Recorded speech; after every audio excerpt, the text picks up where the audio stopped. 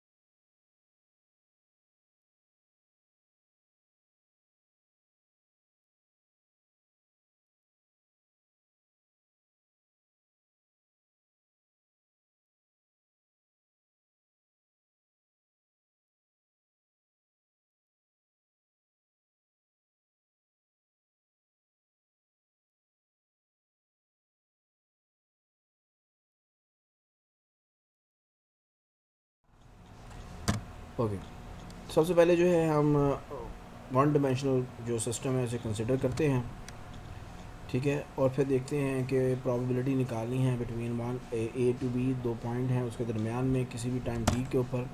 तो हम इसको ऐसे निकाल सकते हैं। हमने अभी भी डिफ़ाइन किया, हमने ये क्या है, प्रोबेबिलिटी डेंसिटी, ठीक है। वन डिमेंशनल है तो डी एक्स से मल्टीप्लाई कर देंगे तो ये आपके पास आ जाएगी प्रोबेबिलिटी। और आप इंटीग्रेट कर रहे हैं फ्रॉम ए टू बी, मतलब ए टू बी के दरमियान में पार्टिकल के ए टू बी कौन सा किसके ऊपर अप्लाई होगा, एक्स के ऊपर, अगर स्पेस के लिहाज से बात कर रहे हैं, ठीक है। तो वेरिएबल यहाँ पे हम स्पेस ले रहे हैं। तो ए टू बी यानी कि स्पेस की पॉइंट ए से लेके पॉइंट बी तक पार्टिकल के पाए जाने की प्रोबेबिलिटी यहाँ पे कैलकुलेट होगी इस इंटीग्रेशन से, ठीक है। और अगर हम इसको इंटीग्रेट करेंगे minus infinity two plus infinity तो आपके पास सारी प्रोबेबिलिटी आ जाएगी मुकम्मल। वन पार्टिकल जो है माइनस इन्फिनिटी से प्लस इन्फिनिटी में कहीं ना कहीं लाजमी मौजूद होगा, उसकी प्रोबेबिलिटी मैक्सिमम वन होगी। तो ये और इसको जो है हम कहते हैं नॉर्मलाइजेशन, ठीक है। जब आप इस प्रोबेबिलिटी को इंटीग्रेट करें माइनस वन से माइनस इन्फिनिटी से प्लस इन्फिनिटी तक, और अगर वन से अमान ना जाए तो आप कहेंगे कि आपका पास जो वेव फंक्शन है वो नॉर्मलाइज्ड है, ठीक है। श्रोडिंगर इक्वेशन, श्रोडिंगर इक्वेशन बहुत ही इंपॉर्टेंट है क्वांटम मैकेनिक्स में। जिस तरह न्यूटन्स इक्वेशंस हैं या न्यूटन्स लॉ हैं वो यूज़फुल हैं जब आप सिस्टम क्लासिकल वर्ल्ड में डील कर रहे हों, उसकी डायनामिक्स समझना चाह रहे हों, ठीक है। तो इसी तरह श्रोडिंगर इक्वेशन जो है वो क्वांटम मैकेनिक्स में वही रोल प्ले कर रही है जो कि न्यूटन्स इक्वेशंस क्लासिकल मैकेनिक्स में कर रही है। श्रोडिंगर इक्वेशन से हम क्या करते हैं, श्रोडिंगर इक्वेशन से यही वेव फंक्शन जो हमने अभी भी लास्ट में बात की वेव फंक्शन के बारे में, ये कॉम्प्लेक्स फंक्शन है और ये स्टेट के बारे में, क्वांटम स्टेट के बारे में एक्सप्लेन जो है रिप्रेजेंट करता है। तो उसको कैसे फाइंड आउट करते हैं, ये इक्वेशन जो है ये हमें बताती है कि किस तरह हम जो है उस वेव फंक्शन को फाइंड आउट करते हैं। इस इक्वेशन का जो सोल्यूशन है वो वेव फंक्शन है, ओके। और यहाँ पे आप देख रहे हैं कि ये बता रहा है it is a relationship between wave function का change with respect to time और वेव फंक्शन का जो चेंज है विद रिस्पेक्ट टू स्पेस वो कैसे है। तो यहाँ पे जो आपके पास v है वो यहाँ पे पोटेंशियल एनर्जी है, ठीक है। तो ये वो इक्वेशन है जिसको हम इस्तेमाल करते हुए वेव फंक्शन हम जो है यहाँ पे कंसिडर करते हैं वन डिमेंशनल।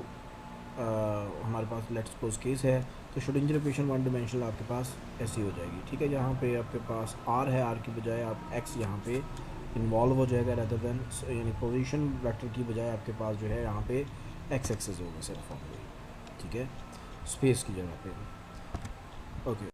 इसके मीनिंग्स जो है हम बाद में डिस्कस करते हैं। ऑपरेटर्स की तरफ आते हैं कि ऑपरेटर्स क्या है। सबसे पहले जो है हम एवरेज वैल्यूज़ को देखते हैं कि एवरेज वैल्यूज़ हम कैसे कैलकुलेट करते हैं। क्लासिकली हमने जब स्टार्ट किया था तो देखा था कि कैसे एवरेज वैल्यू कैलकुलेट करते हैं। तो एवरेज वैल्यू ऑफ एक्स जो थी वो आपको पता था, ये आपके पास प्रोबेबिलिटी है, और इसके साथ जब एक्स को जैसे वहाँ पे जे था, ठीक है, वो हमने डिस्कस किया था शुरू में, पहले जो हमने पढ़े हैं लेक्चर्स उसमें।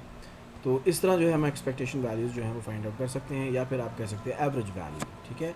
और ये क्या है, ये आपके पास सारा का सारा प्रोबेबिलिटी है, और ये वाला जो फैक्टर था ये प्रोबेबिलिटी डेंसिटी था। इसका मतलब ये है कि प्रोबेबिलिटी डेंसिटी के ऊपर जो अगर हम क्वांटम मैकेनिकल प्रोबेबिलिटी डेंसिटी वहाँ पे कर दें, ठीक है, जैसे अभी अभी हमने डिफ़ाइन की है प्रोबेबिलिटी डेंसिटी, वो यहाँ पे इंसर्ट कर दिया है, तो आपके पास ये इक्वेशन ये बन गई। उसके बाद जो है आप इसको जो है ओपन करके लिखें, जब आप इसको ओपन करते हैं तो आपके पास ये इक्वेशन बन जाती है। तो इसका मतलब ये है कि जब आपने एवरेज वैल्यू निकालनी है एक्स की, ठीक है ना, एक्स पोजीशन है लेट्स सपोज, तो आपने उसकी अगर वैल्यू निकालनी है पोजीशन वेक्टर की, तो आपके पास एक्सपेक्टेशन वैल्यू या फिर आप कह लें कि एवरेज वैल्यू मीन्स, ठीक है, निकालनी है, तो क्या करना है आपको ये इक्वेशन सॉल्व करेंगे, ठीक है। ये इक्वेशन सॉल्व करेंगे तो आपके पास एक्स की जो है वो एवरेज वैल्यू निकल आएगी, या पोजीशन की एवरेज वैल्यू निकल आएगी, ठीक है। और इसे हम एक्सपेक्टेशन वैल्यू भी कहते हैं। और एक्चुअली ये है क्या, ये वही एवरेज, बहुत सारे आपके पास आपने एक्सपेरिमेंट किए हैं, तो मोस्ट एक्सपेरिमेंट आपने किए हैं, ठीक है, तो उन एक्सपेरिमेंट्स का जो है एवरेज जो है उसे हम जो है वो एक्सपेक्टेशन वैल्यू कहते हैं, यानी कि मोस्ट प्रॉबेबल वैल्यू कह सकते हो आप लोग इसको, ठीक है। अब देखना ये है कि ये जो एक्सपेक्टेशन वैल्यू जो है ये टाइम के लिहाज से कैसे चेंज होती है, ठीक है। ऑपरेटर्स हम यहाँ पे डिज़ाइन कर रहे हैं, एट द एंड हम बात करेंगे ऑपरेटर्स के ऊपर ये है क्या। तो क्या करना है, इस एक्सपेक्टेशन वैल्यू का हमने इसको क्या करना है, तो डेरिवेटिव लेना है, ठीक है। डेरिवेटिव लेंगे विद रिस्पेक्ट टू टाइम, तो पता लगेगा किस तरह ये एक्सपेक्टेशन वैल्यू जो है वो चेंज हो रही है। अगर चेंज नहीं हो रही है तो इसकी वैल्यू ज़ीरो आ जाएगी, ठीक है, फिर ये कांस्टेंट वैल्यू है। लेकिन अगर सिस्टम इवॉल्व हो रहा है टाइम के लिहाज से, तो ऑब्वियसली इसकी जो है एक्सपेक्टेशन वैल्यू या फिर एवरेज वैल्यू जो है वो चेंज हो रही है। ओके, तो अब देखते हैं डेरिवेटिव टाइम के लिहाज से एक्सपेक्टेशन वैल्यू ऑफ एक्स का, ठीक है, कि उसकी जो एक्सपेक्टेशन वैल्यू है, एवरेज वैल्यू है, वो टाइम के लिहाज से कैसे चेंज होती है, ठीक है, पोजीशन की। तो क्या करेंगे, टाइम डेरिवेटिव लेंगे, तो ये इक्वेशन बन गई। यहाँ पे आप जो है इसको यहाँ पे अप्लाई करेंगे, क्योंकि ये फंक्शन जो है वो स्पेस और टाइम का फंक्शन है, इसलिए डेरिवेटिव जो है वो इसके साथ आएगा। और यहाँ पे आप जो है इसको ओपन करके लिखें साइन टू साई स्टार में, तो आपके पास ये जब अंदर मल्टीप्लाई होगा तो अकॉर्डिंग टू प्रोडक्ट रूल आप इसको ऐसे लिख सकते हैं, ठीक है। और आपको पता है, आपको हमने डिफ़ाइन किया, लास्ट में दिखाया श्रोडिंगर इक्वेशन लास्ट स्लाइड्स में, ठीक है। तो श्रोडिंगर इक्वेशन ऐसे लिख सकते हैं, अगर आपको श्रोडिंगर, आपको यहाँ पे क्या चाहिए, यहाँ पे नज़र आ रहा है कि आपको ये टर्म चाहिए, इन दो टर्म को जो है हमने कैलकुलेट करना है। तो श्रोडिंगर इक्वेशन में इस टर्म की वैल्यू हमारे पास गिवन है, आपके सामने ही है, लेकिन इस टर्म की नहीं है। तो इस टर्म को लाने के लिए क्या करेंगे, इसका कम्प्लेक्स कॉन्जुगेट लेंगे। इसका कम्प्लेक्स कॉन्जुगेट लेंगे तो आपके पास ये टर्म बनेगी, ठीक है, आयोटा के साथ नेगेटिव आ जाएगा कम्प्लेक्स लेने के बाद, ठीक है, तो ये टर्म बनेगी। अब आपको और क्या चाहिए, यहाँ पे ये टर्म मौजूद है, लेकिन ये साथ में ये मल्टीप्लाई करना है, तो क्या करेंगे, इसके साथ मल्टीप्लाई करेंगे साई स्टार को, और यहाँ पे किसको मल्टीप्लाई करेंगे, साई को। तो यहाँ पे इनको मल्टीप्लाई करेंगे जब, तो आपके पास जो है ये टर्म बनेगी, ठीक है, और आपके पास ये टर्म बनेगी। अब इनको क्या करना है, ऐड करना है, तो इन दोनों को हम ऐड करेंगे। ऐड किया, ऐड करने के बाद क्या होगा, ये अंदर मल्टीप्लाई होंगे, ठीक है, ये दोनों टर्म एक सी हो जाएंगी आफ्टर मल्टीप्लिकेशन, तो ये दोनों कट जाएंगी। कटने के बाद आपके पास बचेंगी है, और इस दोनों को सम करके आपके पास ये टर्म बनेगी, ठीक है ना। देखें, ये नेगेटिव के साथ और ये पॉजिटिव के साथ, दोनों में आयोटा एच का डिवाइडेड बाई 2m कॉमन है, तो बाहर आ जाएगा, तो आपके पास ये टर्म बनेगी, ठीक है। अब ये आपके पास टर्म आ गई, ठीक है, ये आपके पास टर्म है। अब इस टर्म को थोड़ा सा और जो है आसान कर लेते हैं, क्योंकि यहाँ पे डबल डेरिवेटिव मौजूद है। तो क्या करना है, करना ये है कि ये वाली टर्म जो है आपको नज़र आ रही है, psi star psi star over partial x और partial psi over partial x, ये टर्म प्लस कर देनी है और यही टर्म माइनस कर देनी है, इक्वेशन में कोई फ़र्क नहीं पड़ता है, ठीक है। और यहाँ से जो है इसके दो हिस्से कर लें, ये और ये, ठीक है। अब गौर करें तो ये क्या है, क्योंकि आप देखें तो ये आपके पास पहले डेरिवेटिव है किसका, partial x by partial x का, partial psi by partial x का डेरिवेटिव, ये वाला ऐसे ही, ठीक है। फिर इसका डेरिवेटिव पार्शल बाय पार्शल और पार्शल साई बाय पार्शल वाला ऐसे ही। तो इसका मतलब क्या है कि ये डेरिवेटिव किसका है, partial by partial x of Sai star into partial by partial Sai over partial x का, ठीक है ना। प्रोडक्ट रूल यहाँ पे नज़र आ रहा है मुझे लगा हुआ, ठीक है ना। तो इसी तरह यहाँ पे भी सेम है। तो इसको जो है मैं ऐसे लिख सकता हूँ, इन दोनों में से ये जो है इसको बाहर निकाल लेते हैं, ठीक है। तो पार्शल बाय पार्शल एक्स जो है बाहर, अगर आप इसको अंदर अप्लाई करेंगे तो यही चीज़ बनेगी, ये वाली, ठीक है। और ये वाली, ये नेगेटिव के ऊपर जब अप्लाई होगा तो ये वाली चीज़ बनेगी इस वाली साइड के साथ, अगर ये इसके ऊपर अप्लाई होगा तो ये वाली टर्म बनेगी, ठीक है। तो आप इसको ऐसे लिख सकते हैं, ठीक है। ओके, मतलब इसको ओपन करेंगे तो ये बनेगा, इसको आप क्लोज करेंगे तो ये बनेगा, ठीक है। तो आप उसको इस फॉर्म में लिख सकते हैं। तो यहाँ पे आपको सिंगल डेरिवेटिव नज़र आ गया और पार्शियल बाय पार्शियल एक्स जो है आपने ओके हमने ये अभी जो किया है, ठीक है, ये हमारे पास वो रिज़ल्ट आ गया है। ओके, अब हमने जो इसकी वैल्यू फाइंड आउट कर ली है, ठीक है। इस वाले पूरे जो आपके पास टर्म्स हैं, ये दो टर्म्स की वैल्यू निकाल के हम यहाँ पे इंसर्ट कर देते हैं, ठीक है। ये हमने निकाली है, यहाँ पे इंसर्ट कर दी, ये वाली जो यहाँ पे निकाली थी, ठीक है, पिछली स्लाइड में यहाँ पे इंसर्ट कर देंगे, ठीक है। और यहाँ पे जो है हम प्रोडक्ट रूल प्रोडक्ट रूल कह रहा हूँ, इंटीग्रेशन बाय पार्ट्स वाला फार्मूला इस्तेमाल करेंगे, क्योंकि हमें इसको इंटीग्रेट करना है।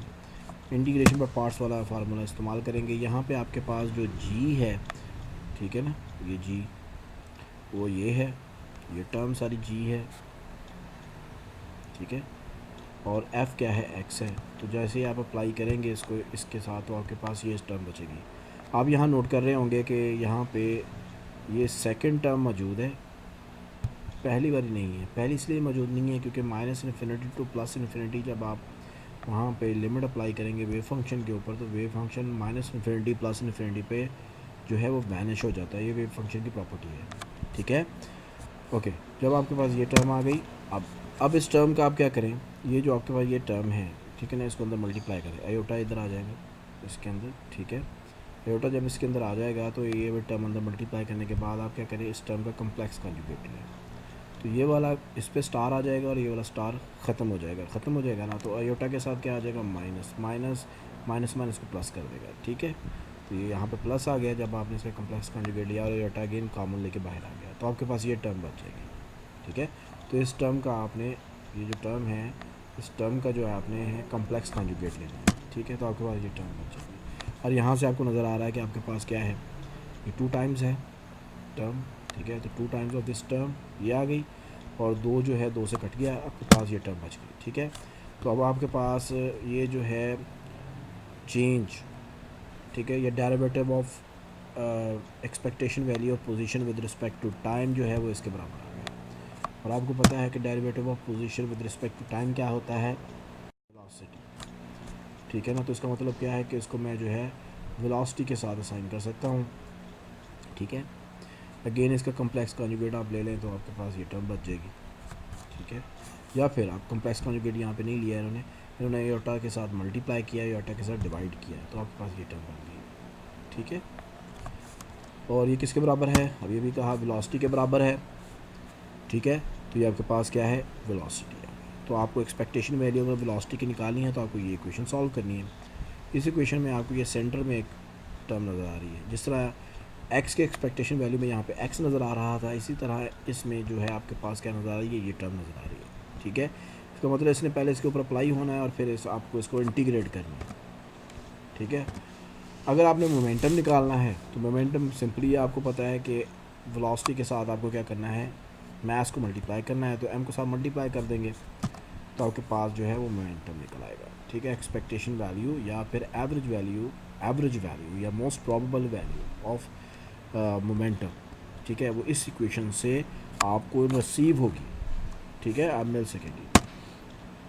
तो यहाँ पे थोड़ा सा हम कंपैरिजन करके देखते हैं जो भी मैंने बात की, यहाँ पे देखिए अगर आपको x की वैल्यू निकालनी है एवरेज, तो आपको ये सेंटर में जो क्या नज़र आ रहा है x। इसी तरह अगर आपको मोमेंटम की वैल्यू निकालनी है तो यहाँ पे आपको क्या नज़र आ रहा है, ये वाला, ठीक है, ये वाली टर्म आपको नज़र आ रही है, ठीक है, ये वाला ऑपरेटर आपको नज़र आ रहा है। तो ये ऑपरेटर्स हैं, इसका मतलब ये है कि मुझे एक्सपेक्टेशन वैल्यू अगर निकालनी है तो मुझे इन ऑपरेटर्स को इस्तेमाल करना पड़ेगा, ठीक है,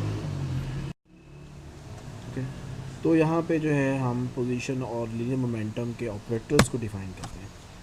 तो जब आपको x ऑपरेटर अप्लाई करना है कि x की एक्सपेक्टेशन वैल्यू या फिर x की आइगन वैल्यू जो है वो निकालनी है, तो क्या करना है, इस ऑपरेटर को अप्लाई करेंगे तो x की वैल्यू निकल आएगी, ठीक है। आइगन वैल्यू अप्लाई करेंगे जैसे यहाँ पे, ठीक है। तो डिफ़ाइन कर रहा हूँ ये ऑपरेटर को, ये ऑपरेटर जो है वो ये x है। इसी तरह जो मोमेंटम है, मोमेंटम का ऑपरेटर हमने वे भी डिफ़ाइन किया, ये है, ठीक है। तो जब ये वेव फंक्शन के ऊपर अप्लाई होगा तो आप समझेंगे कि मोमेंटम ऑपरेटर अप्लाई हुआ और उसने क्या किया, मोमेंटम की आइगन वैल्यू को निकाल के आपको देगा, ठीक है। और जनरली हम जो है उसको ऐसे लिख सकते हैं कि कोई भी ऑपरेटर है, एंगुलर मोमेंटम ऑपरेटर है, एनर्जी ऑपरेटर है, जो भी ऑपरेटर है, उसको जो है हम उसकी एक्सपेक्टेशन वैल्यू या एवरेज वैल्यू को हम इस इक्वेशन के साथ कैलकुलेट कर सकते हैं। हमें क्या करना है, सिर्फ उसको सैंडविच करना है उस ऑपरेटर को between Sai star into Sai.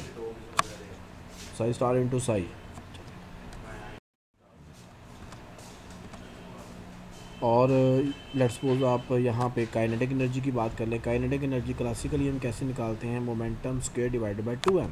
Momentum का ऑपरेटर हमने यहाँ पे डिफ़ाइन किया है, ठीक है, जिसने वेव फंक्शन के ऊपर अप्लाई होकर मोमेंटम की वैल्यू निकाल के देंगे, उसके जो है eigen value divided by 2m कर देंगे, ठीक है। तो आपको पता है मोमेंटम यहाँ पी स्क्वायर है, इसको लहदा करके लिख रहे हैं, और मोमेंटम की जो वैल्यू इसकी है, इसकी ऑपरेटर की है, वो यहाँ पे हम लिख लेते हैं।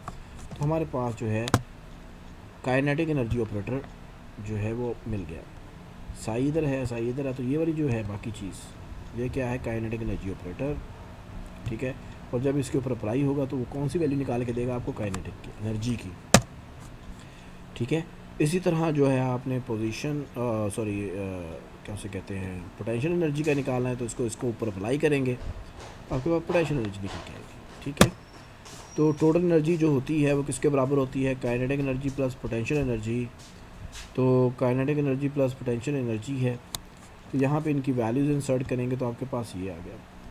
इसका मतलब टोटल एनर्जी ऑपरेटर किसके बराबर है, ये ऑपरेटर प्लस दिस ऑपरेटर, ठीक है। ओके, हम यहाँ पे डिफ़ाइन करते हैं टोटल एनर्जी ऑपरेटर हैमिल्टन को, kinetic energy plus potential energy, ठीक है। तो अभी हमने डिस्कस किया था kinetic energy operator potential energy operator is equal to total energy. Total energy को हमने रिप्रेजेंट कर दिया है हैमिल्टनियन के साथ, ठीक है, ठीक है, हैमिल्टनियन के साथ। ये आपके पास क्या है, काइनेटिक एनर्जी ऑपरेटर, ये आपके पास क्या है, पोटेंशियल एनर्जी ऑपरेटर, और ये किसके बराबर है, टोटल एनर्जी ऑपरेटर के बराबर, हैमिल्टनियन के बराबर, ठीक है। और श्रोडिंगर इक्वेशन को याद करें ज़रा, जो हमने डिफ़ाइन की थी, ठीक है। आप देखें दोनों की जो राइट साइड है वो बराबर है, तो इसका मतलब इनकी लेफ़्ट साइड भी बराबर होगी। तो आपके पास जो श्रोडिंगर इक्वेशन है वो इस फॉर्म में, इजी फॉर्म में, S I is equal to iota H का partial psi by partial T is equal to E psi, ठीक है। तो ये आपके पास जो है टर्म जो है ऐसे बन गई, ठीक है। ये था आज का लेक्चर। इंशाल्लाह नेक्स्ट लेक्चर में जो है फर्दर हम इसको कंटिन्यू करेंगे, इसी कोर्स को, और कुछ